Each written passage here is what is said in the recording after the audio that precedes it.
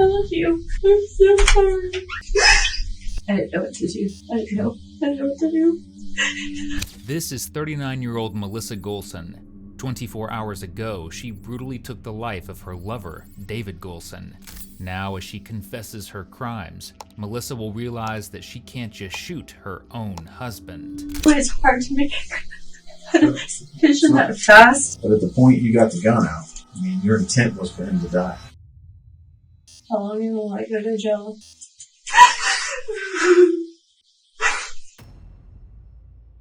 It was Halloween 2021 in Orange Park, Florida, when a woman named Stacy heard unexpected knocking on her door. Behind it, she found her sister, Melissa, looking frazzled. When Melissa cried that her life was over and she would never see her kids again, Stacy's first thought was that Melissa and her husband, David Golson, were getting a divorce. 36-year-old David, who was once a police officer and later joined the church as a care pastor, was a wonderful man. Charming, kind, gentle, and a kid at heart. He was a catch anyone would be lucky to have. Unfortunately, the person who had David was Melissa, who, through tears, made an earth-shattering confession. David was dead, and she had killed him. Stacy quickly called the police and rushed Melissa to a nearby station for interrogation. The following footage was provided to us by the Clay County Sheriff's Office via FOIA request. All right. Well, we briefly met out there for a split second, but I'm Dan. This is Brad. How you doing? My sister's still here? Yes. Yeah, she's over there talking to another Dan. I'll get to say goodbye to her. Absolutely. I'll make sure that happens for you, okay? So she's still here, and she very much cares for you. So we're going to talk about everything. I want to hear anything you have to say. Get your side of things. Tell me about you. Before we even start talking, I am going to read you what's called Miranda rights. Because based on some of the questions and things we're going to talk about, I just need you to make sure you're aware of your rights, okay? Because you are in a police station, you're going to be asked some things, okay? So let me read these. If you have any questions, please ask me, okay? You have the right to remain silent. Anything you say can and will be used against you in a court of law. You have the right to talk to a lawyer and have him present with you while you're being questioned. If you cannot afford to hire a lawyer, one will be appointed to represent you for any question, if you wish. You can decide at any time to exercise these rights and not answer any questions or make any statements. Do you understand your rights? Do you have any questions on them? I don't have questions on them. As we understand, you've talked to a lot of deputies at this point. A lot's been going on. He and I have not been present when you talk to the deputies. That's why we want to hear your stories straight from you, rather than getting it from somebody else that you've already talked to. It makes more sense if we hear it straight from you.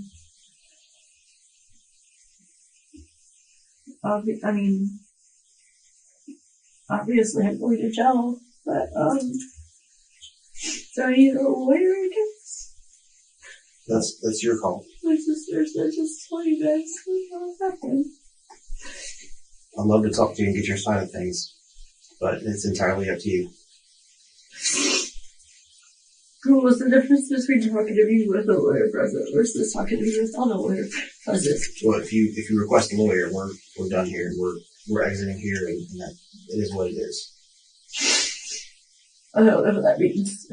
Well, we can't offer you legal advice. Correct. So all we're here to do is to find out what took place. Like I said, you've talked to a lot of people up to this point. We just want to hear from you. If you don't feel comfortable talking to us, then that's fine too. That is your right. Whatever happens, I deserve. So let's talk. Okay. You don't seem like a bad person. We don't know your name back here, and you have no criminal history. So, you come from a good family. They're all cops. No, really? Here? Really? JSO. Remember retired JSO? Were you and David married? Did you guys have kids together? No. He just his from his former marriage. Okay, how old are they? 6 and 8. It's hard being a step parent, isn't it? Yeah.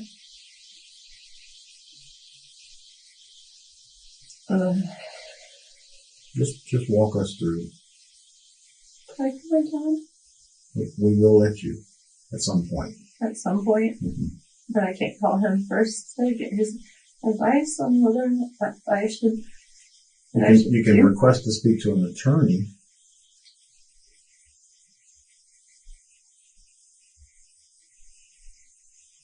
See, and here's the reason behind it: is a family member or a friend or something like that may distort what you're about to tell us, and we don't. That's why I said, rather than us talk to the deputies that you talk to, we'd rather get the story straight from you. I don't want anybody to distort whatever they're fixing to tell us, So, I understand you want your dad. I understand you want to see your sister. How long will I go to jail? I have that's not on he and I have no idea. Well, it's your job to find out what happened and report it to the state attorney. It's our reports that they get as far as our interactions and, how you're being very remorseful.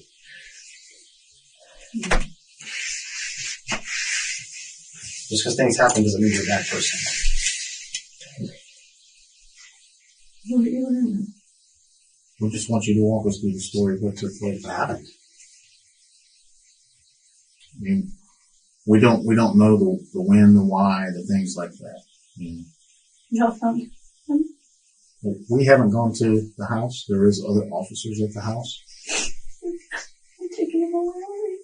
No, not yet. We're going to get them all processed, okay?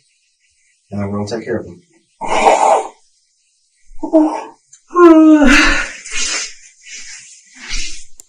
Law enforcement sees a lot of unusual scenes, but the scene that awaited them at Melissa and David's house painted a clear picture that something very, very unusual was happening well before David was killed.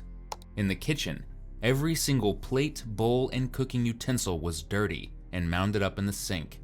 Weeks worth of dirty laundry coated the floors, so much so that there were hardly any clean clothes hanging in the closets. Additionally, it was evident that someone had been sleeping on the couch for weeks, if not months. And the reason why is not at all what you're expecting. This happened yesterday, I'm assuming? Yes. In the morning or the afternoon? Lunchtime. Lunchtime. We had just gotten back from Publix and came, picked us up some Publix subs. And, we didn't even, they're still in the fridge. We didn't even eat them. And from my understanding, I guess an argument started. An argument has started that morning. I was woken up to an argument. I told one of the guy I was talking to earlier that I have OCD and I struggle with washing my hands and there's a amount of dishes in the kitchen right now. I struggle with that and laundry and stuff. And so the argument was kind of based on chores, the house and things like that.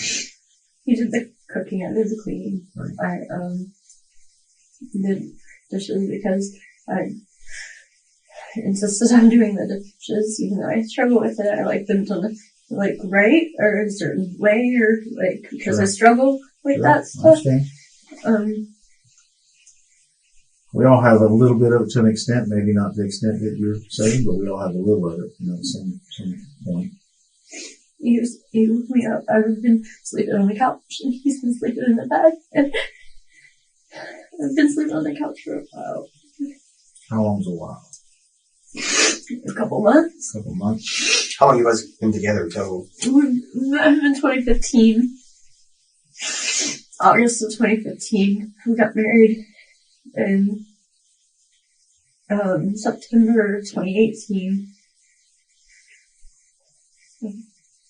Yeah, but yeah, we've been fighting lately. I've been sleeping on the couch. Any fighting over anything particular, or just typical married couples? I can't even tell you at this point anymore. I don't even. Is he violent? Mainly my OCD. We fight about that because I struggle with that a lot. Is he violent? No. Are you violent? No. Yes, I guess. What? That's On a regular basis. excluding from what happened yesterday, or you violent person. Normally, no.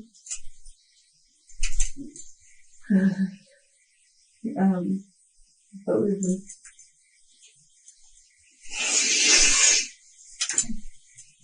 fighting, the kids will like be over. He's got like 40% custody, and the kids will be over on their days, and it's like everything gets like swept to the side when the kids are there, and then like the second the kids are gone, like it just starts in every time. And he's been I'm at fault, not him, so I don't mean to make him so bad. He's not. Well, and understand, it's not a matter of who sounds bad or who's at fault. We're just trying to get to the actual story of what took place. He's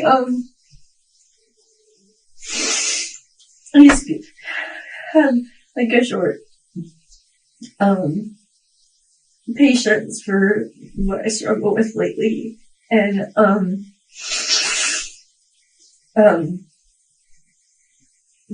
Saturday he woke me up angry, probably because I wasn't in bed with him again. It's been hurting him that I don't sleep in bed with him, and he just woke me up angry and started like stomping around the house and kind of like trying to push my buttons with the OCD, and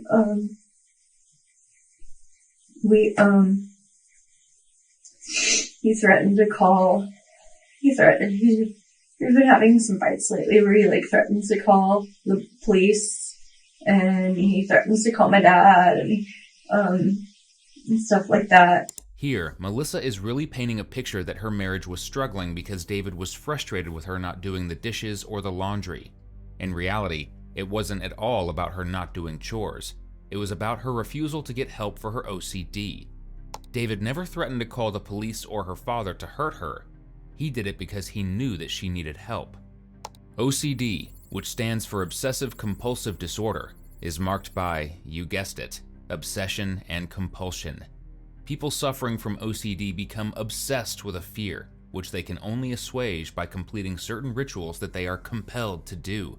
For example, someone may be illogically terrified that they're going to give a loved one a fatal disease. That fear becomes their obsession. They then latch on to a compulsion, like washing their hands 30 times, or touching a doorknob 7 times, or taking a shower until it feels right.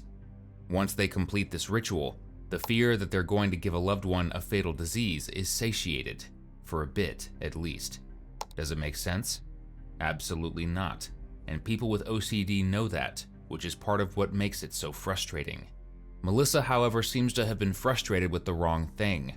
Her many rituals took her endless hours into the night to complete, which usually resulted in her falling asleep on the couch. She didn't sleep on the couch because she and David were fighting. She did it because of her OCD. Or has it got to a point where if he's making a threat to call the police, that you've done something that the police would be involved, or is it just yelling? It's yelling. I don't know if the person actually came out to our house. He said somebody did about a week or so ago. Huh? I think you were asleep. Yeah, they had somebody come out. Yeah, because he wouldn't leave me alone, and I started screaming for him to stop, and just like he threatened to call somebody, and while he was outside, like making a phone call, I finally was able to just calm down because he wasn't in there pestering me, and I did go to sleep, and just somebody really did come out that day. Yes, ma'am. I think the deputy came out there and just put that you were asleep in bed, and there's no allegation of crime or anything like that. He's been doing that lately, and so it's been escalating. Yeah. And Saturday, that was going on, and I locked him out of the house. After Publix, before Publix? Before Publix in the morning, he went out for something take the trash out or something. I locked the door, I locked the back door, and apparently he had grabbed, I didn't even know we had a key that unlocked the back door, but we did. Because I know my set of keys didn't unlock the back door for some reason. But he ended up coming in the back. And, I don't remember how it ended, but we called a truce.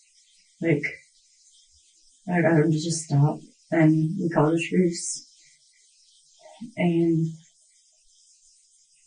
I don't know if I went back to, like, sleep, because after we fight, like, I'm just exhausted, and I just want to go to sleep and wake up, like, not, like, on edge. And, You taking any medication or anything? I was taking medication. I stopped it several months back. What was that for? OCD. OCD. If you're going to go off your OCD medication for specifically contamination OCD, which includes the fear of germs, doing it in the middle of a global pandemic isn't exactly the time to do it. Withdrawing from any psychiatric medication can result in a return of symptoms. In Melissa, they clearly returned with a vengeance. He asked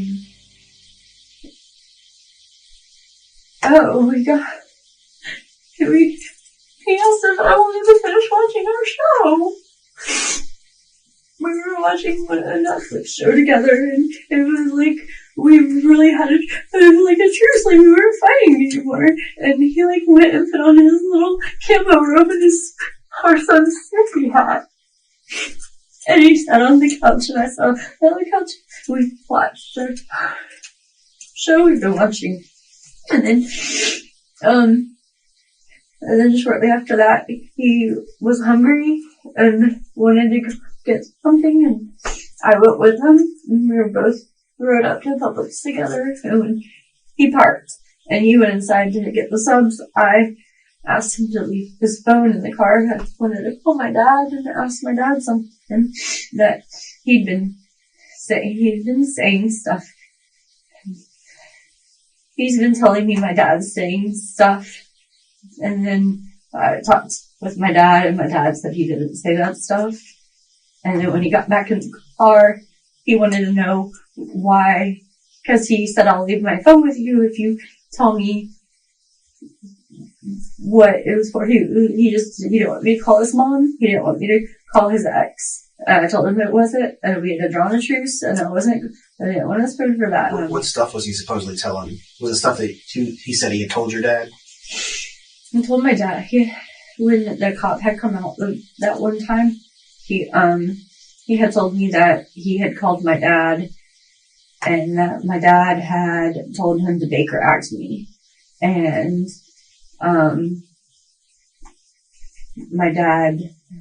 I did call my dad since then in front of him and, like, asked my dad questions until, that came out. But that was kind of like the last thing, it seemed like. But I was mad at my dad because my dad basically had said that. And, David was saying that was, my dad's go-to was to have me Baker acted.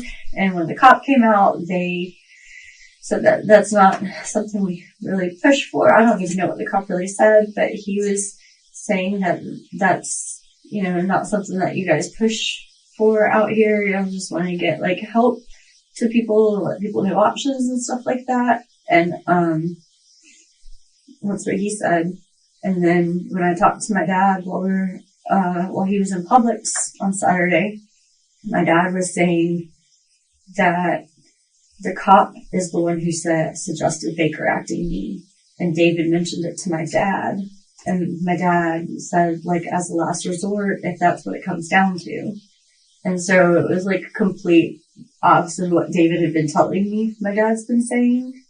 And when he got in the car, I was just really angry because I felt like he's been trying to turn me against my family for a while. I came from a good family, and I was so close with my family when I first met him, and I don't really even, like, interact with a lot of my family members anymore. And I'm like, ugh. starting to question who he even was as a person. And, you trust your dad. And I had turned my back on my dad. And my dad saying that that's not what he said. Or how he said it even. And so we got in the car from Publix. I told him he was a liar. I told him that I had just called my dad and talked to him, and I called him a liar. And he took huge offense to that and got very upset that I called him a liar. And I think I even said something about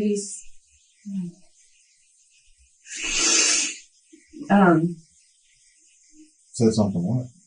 He's in the seminary. Mm-hmm.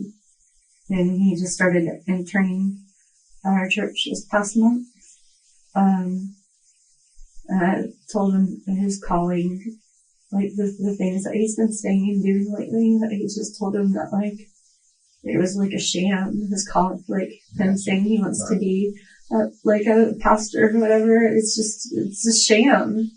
And he got really upset about that also. And we started fighting on the way home. And then when we got home, it was like World War III again. And he went in and went to the kitchen, and we had a mountain of dishes in there that of course bother me if anybody messes with them except me. Mm-hmm. And so he went in there and started messing with all the things that he knows would bother me. And what time did you guys get home? I don't know, it was around noon. I don't know what time exactly it was. But that's when I pulled out a gun from the drawer and then shot him. When I get frustrated over a sink full of dirty dishes, I order takeout. Instead, Melissa takes people out. According to David's friend and mentor, for months, Melissa refused to do the dishes and laundry, but she also wouldn't allow David to touch them out of fear that they would contaminate him. The lack of clean clothes and towels had gotten so severe that David had to buy new towels just so his children could shower. It isn't unusual for people to resist help when their compulsions and rituals serve as their safe place, but something tells me jail is going to be a much, much less safe place for Melissa. Did he know that you had that? Yes, we have a big safe in the office. He has hunting rifles, he hunts deer and hog, and he's got a couple, and I had two. And it was a pistol, correct? A little Ruger? I don't know, it's a 380. A 380. One of those pocket size, little small ones. And you said you kept it in your drawer? It was in the drawer, yeah. In the bedroom? In a drawer in the living room. There's a drawer right there between, there's a kitchen and the living room, and there's a little table with a drawer that it is in. Okay, you keep it in there? No. Is that where it normally stays? No. I had pulled it out that morning from our safe. Okay. It was even alone. When things started escalating, you got it out of the safe just in case? I had it on my person that morning. And when we finally called the truce, and I felt safe to put it away, I just put it in that drawer right there, and so it was right there. Was it already chambered? Yeah. I think so. Was it chambered in the safe, or did you pull it out and chamber it and then put it in your pocket? I just pulled it out of the safe. You see out on your person, you have a holster or anything, or? I had it in my pocket. Pocket. Did he know that you had that morning? So once the truce got called, you put the gun in that drawer? That little drawer right there between the kitchen. Okay. Is there a table there with a lamp on it or anything? It's a little black table. It's a little narrow square table. About yay high. Okay. Not very large or big. Where was he when you went to the drawer? I was beside the drawer. I was standing in the opening to the kitchen. He was over at the sink, washing the dishes. Trying to get a row out of you? Yeah. Did you shoot him from that location? I shot him from multiple locations. But I mean, first shot. Was you standing by the drawer when you shot him, or did you walk up to him? He charged at me, and I started pulling the trigger. We ended up running into the garage. He ran. Once I started shooting, he ran into the garage, and I chased him into the garage. Do you know if you shot him in the living room before the garage? You don't know, or? Mm-mm. You said he charged at you. Did he see you with the gun? I think he charged at me. Yeah, he saw me pull it out. So when you ran into the garage, what happened in the garage? He was running to the far away to get away, and I was just shooting. And then I didn't even know I had shot him. I don't think he even knew he'd been shot. He, started trying to wrestle the gun away from me. We were on, the lawnmower. My back was against the lawnmower, and he was trying to wrestle the gun away, and, there wasn't anything left in there. So the gun was empty at that point? I felt it was empty. It had popped open or whatnot. And then he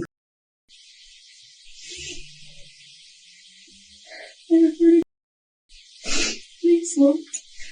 And he slumped between the lawnmower and the garage door. And,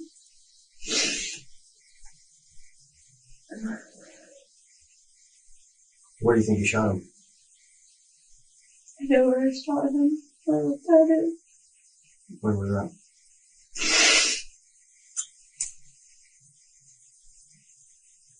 2 times? I don't know. What you've seen was it 2 times?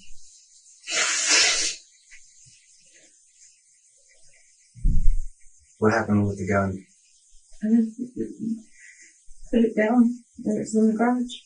There was a green tote in there. I got up and sat on it. Just stunned. I never touched it. I looked at the hair and it touched it after that. Did you call anybody? Text or anything? Yeah. Did you think about calling rescue team? But you didn't because of why? Good. It's already done. At the point you thought about calling rescue, he was dead.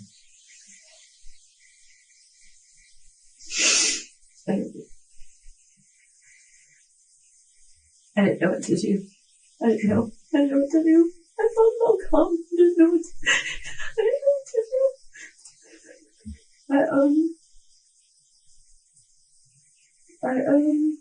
I didn't think he would make it. You didn't think he would make it? He would make it. He was already so pale. He was so pale. How long was he until, when you went to the floor, how long until he went still? I laid him out. He just let it to be uncomfortable. Did he fall like on his stomach, on his side? He slumped. Between the lawnmower and the garage door? Did you pull him out or anything? Or you Yeah, just because I didn't know what I didn't know I had actually been shot him. I was trying to see where I had shot him. I laid him out and I checked and I saw the one there and I saw the one there and I didn't know what to do. It's hard to make a decision that fast. Once more, Melissa tries to twist the narrative to make herself look better, but detectives aren't biting. There is absolutely no evidence that David rushed her or went for her gun. In fact, as she'll soon admit, David was running away from her at the time that he was shot in the back, not once, but multiple times. He didn't pose a danger to her whatsoever. He was simply trying to escape with his life. We wouldn't expect you to know, per se, what to do. I mean, you're going to be in shock as well. But there's a point between that's 12 o'clock Saturday to what happened to today. There's a period in between there. What did you do? Where did you go? I laid down on the couch and I slept. I watched some TV and I cuddled with my dog and I slept. Did you ever go back out in the garage and check on him?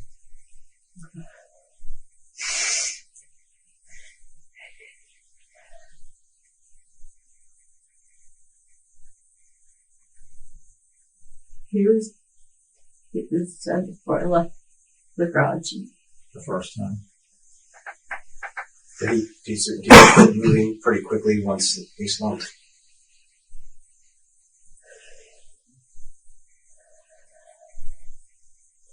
Did you go anywhere last night?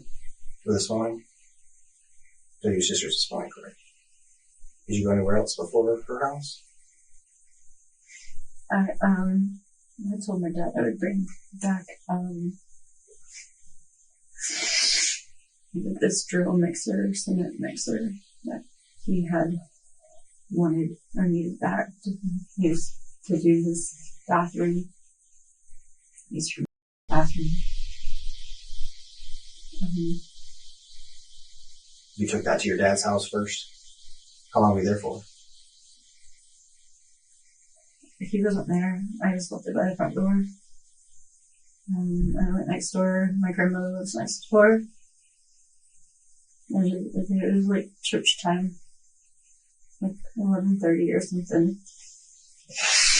I went next door to see my grandmother. I just wanted to... I haven't seen her in a while.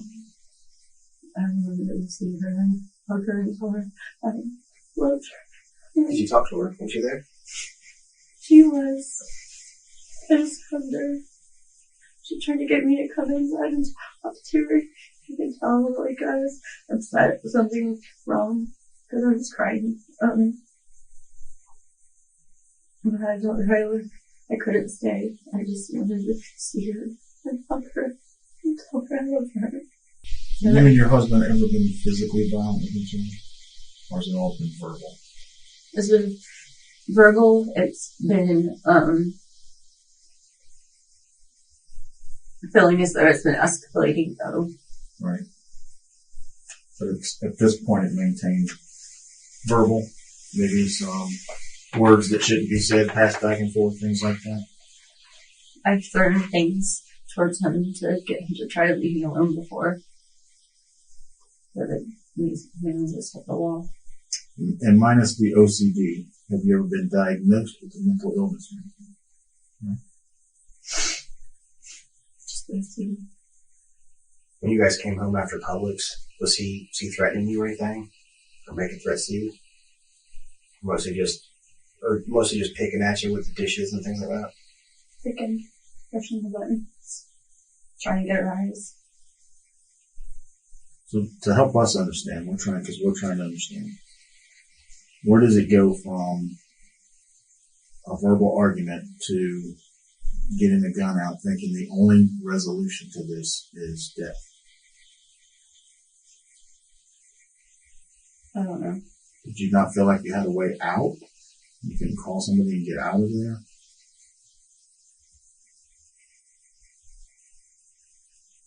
Just got built up. I just wanted to stop. I just wanted to be able to breathe and think. He just pushes my buttons and it's like, I just want him to stop. I just want to think. I just want to have calm. And it happens every time. I just want to, he wants me to like go do things and work on the house or do the dishes or whatever it is I'm supposed to be doing. And I just want to sleep afterwards. I can't because I'm so on edge. afterwards, I just go lay down, and then the next day, it starts all over again because all I did was sleep the day before. And So you don't work? No. It may be confusing to consider that Melissa was physically exhausted, despite not having a job and not doing any housework. However, that probably has to do a lot with the fact that, according to David's mentor, she would have to take a 4-hour shower every single day, in addition to several other time-consuming compulsions. She stopped attending church because she had to wash her hands until it felt right, resulting in David missing several services to stay and help support her. David was so desperate to get her help for these compulsions that he had reached out to his church, her parents, his parents, and the police.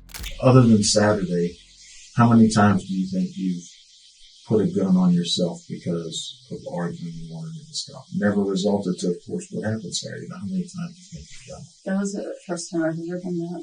Has he ever done that? I wouldn't know, but I don't think so. Okay. Has he ever pulled one on you? No. So when you get the gun out of the drawer, and you said he charges you, do you say anything? Are you yelling at him? Is that what catches his attention? No, he had my attention because he was looking for the rise. So he's looking to get a rise out of you. He wasn't even trying to do the dishes. He just started picking cups up and moving them around. He just thought it was funny. Just fish off. But were you yelling at him because of it?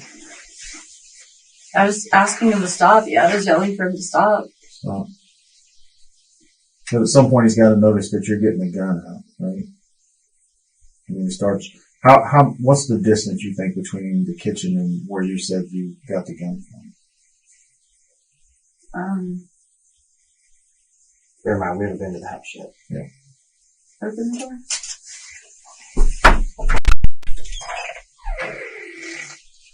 Maybe that wall. Maybe that wall. Where he was. Was he by the sink? So not too far then. So when you started pulling the trigger, was it just a repetitious thing? Or did you just a couple times and stop? Or I don't know. you don't know? And did he run to the garage? And then you chased behind him? Yeah. When he saw you with the gun, did he say anything to you? I don't think so. He just ran at you? I think. I don't know if he was running at me or. Running to get away? Probably he was running at me and then stopped and ran to the garage instead. So before he made it to you, he ran to the garage. Because I'd pulled the sleeve off already. There's a sleeve he was in. Like a holster? Like a little cloth holster. So it was in that in the drawer. Did he see you pull the whole thing out? Or did he see it when you took the actual gun out of the holster? I don't know. I don't remember this. The intent is what would cause him to think that you would actually pull the trigger? Because now I'm married. If my wife were to get in an argument, let's say she pulled a gun out, in my mind I would think she's not actually really going to do that. So why would he think that you would? To the point that he's got to run. Did you tell him you're fixing to shoot him? No, I didn't say anything.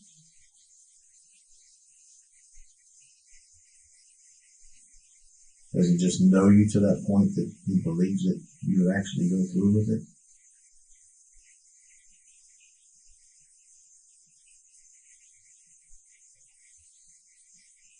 That's a pretty bold thing. If I'm running to you to possibly get the gun away from you, you take the gun out of the sleeve and I take a hard left or right, whatever it is, to get to the garage.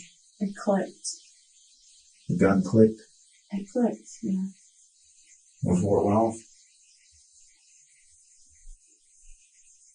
You're going to have a safety? It wasn't right. Wasn't right, okay. So it clicked and you had to rack it to put one in? I pulled it a couple of times. And I heard the click and ran. Where was he staying when he was first struck?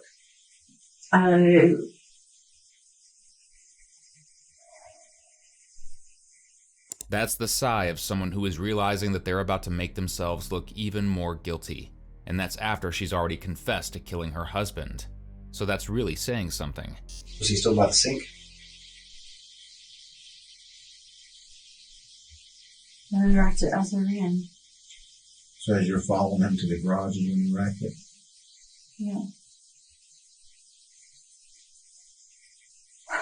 Did you fire any shots inside the house, or were they just in the garage? Just the garage. Just the garage. And understand we haven't seen your gun. Does your gun have a hammer? I don't know. You know what I'm talking about, the slide that has a hammer, like a semi-automatic gun that also has a hammer on it as well. You think it does have a hammer? Okay. So you pull the trigger a couple of times, he hears the click, he makes the hard turn to go to the garage, you're chasing behind him, and I racked it as I ran. You racked it as you ran. You get into the garage, and I was just firing. And he's obviously still running from you, right? Any idea what he's running to? Because the garage is closed, I'm assuming. He was running away. He's trying to get away. He's knocking stuff over. Should kind of look like that. Similar. I guess. That's what I was told. It was out there. It was ladies. Okay. So he's knocking things over, trying to get away. Is the entrance to the garage closer where you guys were at than, say, the front door of the residence? He couldn't get out. There was no way for him to get out. The garage was down. So he couldn't get out. He's basically trapped. He was just running. And when you get in the garage and you're shooting at him, before the wrestling over the guns takes place, what's the distance at that point do you think you actually shot him? Same distance? I don't know. I mean, let me re-explain it. Are you closing the gap on him, per se, as you're shooting? Like, if he's ran to the corner, or he's ran to the door where the lawnmower is, are you closing the gap as you're shooting, getting closer and closer? I don't know. He ran out there. He ran out there. Was he by the garage door when he was struck? I don't know when I struck him. I didn't think I had struck him because he was. You're still wrestling. He's still running and wrestling. He ran and I was just shooting. And do you remember the gun going off while you were wrestling?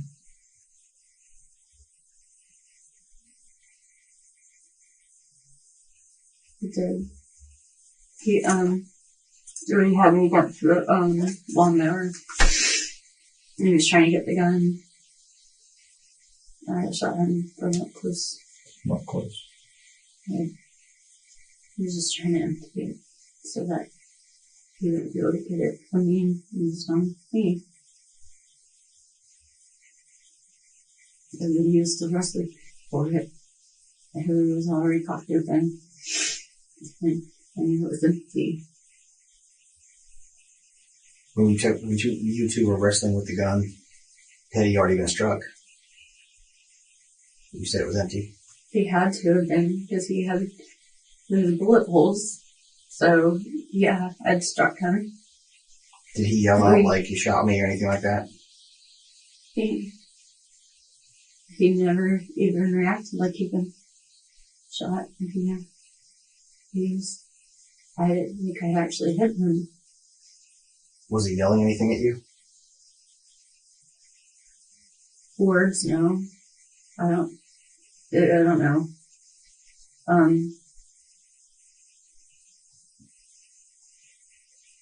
Just trying to picture at this point you're probably like in a rage.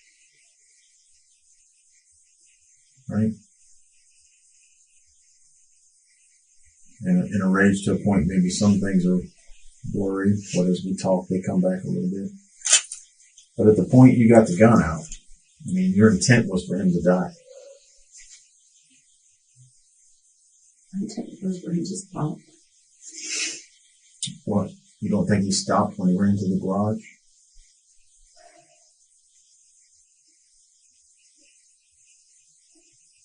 Forget it. You just had enough. The person who had actually had enough was David. Just a day before he was murdered, David texted a close friend and mentor saying, "This can't keep going on." He disclosed that his 2 children, who were just 8 and 6, were so scared of Melissa's outbursts, anger, and behavior that they didn't want to come over for their mandated weekly time with him. David made it clear that he was going to try to get Melissa to get her treatment or get back on her meds. Unfortunately, that didn't go over well, and now his children are without a loving father. When asked to use 3 words to describe what their dad meant to them for his obituary, his kids opted for 3 syllables instead, and both said everything. Do you have any questions for us?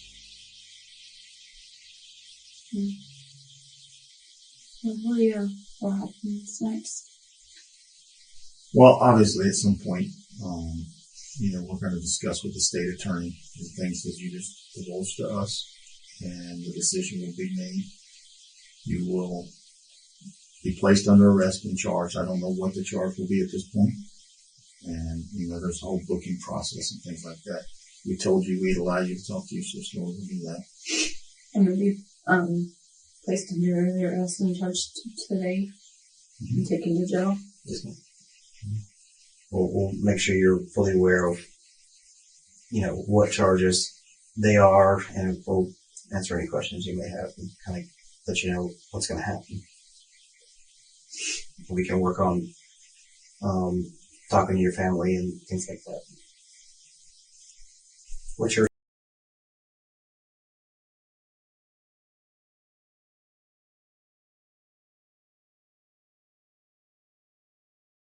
I've already heard that, yep. We'll see if we can take care of that. You want to tissue? Paper towel or anything? Alright, this will be right back.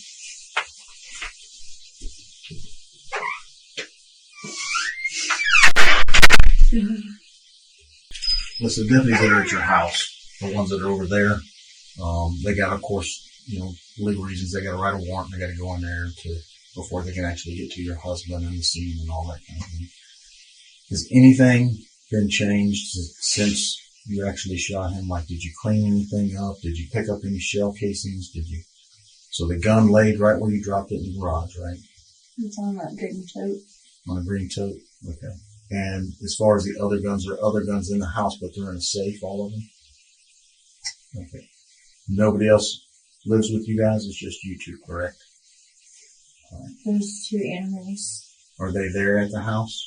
My dog's at my sister's house, but there's a rabbit and there's a chameleon. Did you want your sister to take those as well?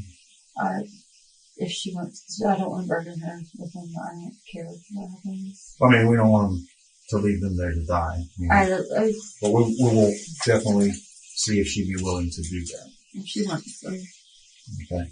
But I told you I'd let you talk to your dad. So that your dad's number. You don't want to talk to him? I mean, it's up to you. I don't need. I made that promise to you, so I'm willing to let you do it. Do you want to talk to her on the phone? She's already gone. What's her number? You don't know? I'll see if I can find out. As far as your dad goes, I would assume that's told him. And that's just an assumption, but I would assume so. So he probably already knows. I saw her in the car. When we pulled up here, she was having a difficult conversation with somebody. I'm assuming either her husband or my dad. Okay, so she was already having a difficult conversation with somebody. I'm assuming she told either her husband why she had to leave the house in a rush. She lives in Jacksonville? Off of Normandy. Okay. So what made you guys, what made you guys decide to drive all the way to Greenville Springs? Did she say you have to turn yourself in, or did you say I want to turn myself in? I went over to see her kids just because. Right, I remember that. And I wasn't planning on telling her. I was still, I was not planning on laying this on her. Mm-hmm. But I just You had to tell somebody. broke down like I was in there, and the kids were like so happy, and their home was so warm, and the kids and Ellie was running around. That's my dog, and I just realized I'm not gonna get to experience that anymore. I just took that away, that life away from our families, and I just. We used to always be close. We haven't been lately because of the difference of opinions on different family stuff. Did she say, come on, we need to go to the sheriff's office? Yeah, when I told her we needed to, I asked if we could go talk. We went out, sat inside of my car, and I told her, and she said we needed to go. Part of your statement to her was, I'm a murderer. I mean, that's pretty. Murdered my husband. I understand that. And, I mean, at this point, that you did.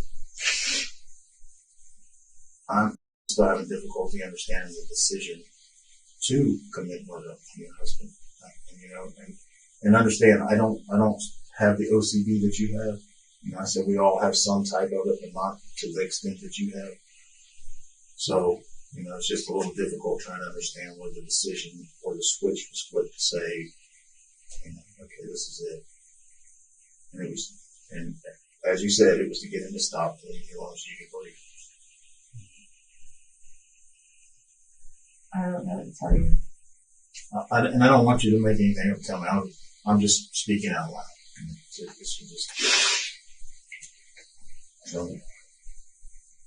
But the process is at this point, if you do want to talk to somebody, in your family or something like that, just knock on this door. I'm more than happy. Okay. They tried to call Melissa's dad, but he doesn't answer.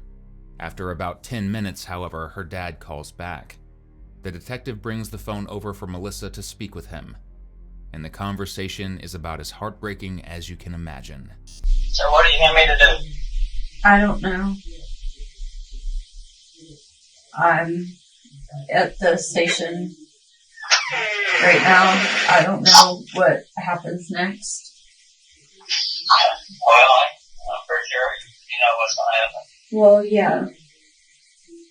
So, it took place at y'all's house? Yeah. Alright, no more questions. I already answered all their questions. I don't know if that's good or bad. I don't either. But I did it, so. What's Yeah. the difference? I turned myself in and not trying to hide anything, so what's the difference? I'm not gonna go and.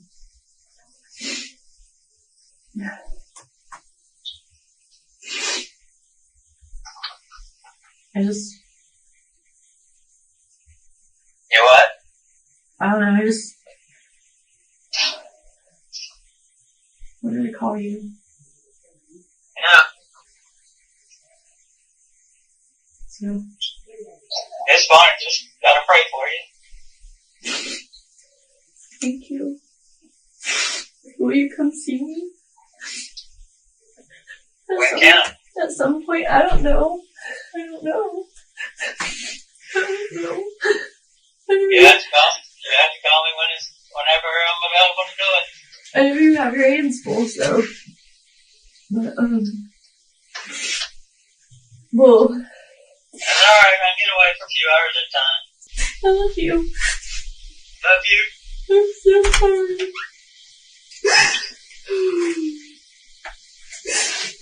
I think he needs his phone back. Sir, Yes. this is the detective again. I just wanted to touch base with you. She said there was a couple animals at her house. I don't know if anybody was able to take care of those or not. There's one animal we got. Well, we also have a rabbit, and we have a chameleon. Well, I don't have access to the house. Yeah, right now it's on lockdown, but it will probably be released at some I'm sure it point. will probably be down for a day or so. Yeah. Has my keys. I gave them to her. You can have one. Dad. Well, whenever they, I guess they'll have to call me whenever they're done lockdown. Well, I don't know what y'all want to do, but the rabbit's name is Falda. And the chameleon's name is Lizzie. If you want to take them to the Humane Society, or if somebody wants them, or if y'all want to keep them, whatever you, I don't care. Just please take care of Ellie. Keep Ellie and take care of her. Yeah. The other two, I don't care. Whatever you want to do with them. So it's the only other things over there is the rabbit. The rabbit and the chameleon. I can call you when we're done and we're able to release the home. I can give you a call. Like I said, it'll probably be sometime tomorrow, something like that. Yes, sir. So, do you have any questions for me?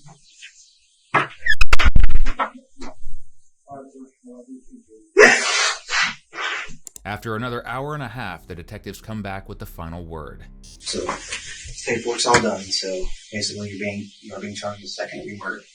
Okay, you already knew this was coming. So basically, you're going to see the judge in the morning. The judge will set a bond. Okay. Sometimes they can do a no bond, or they'll just set a mid to high bond to see if you can bond out. Okay. Just take this. You got to take all this at one step at a time.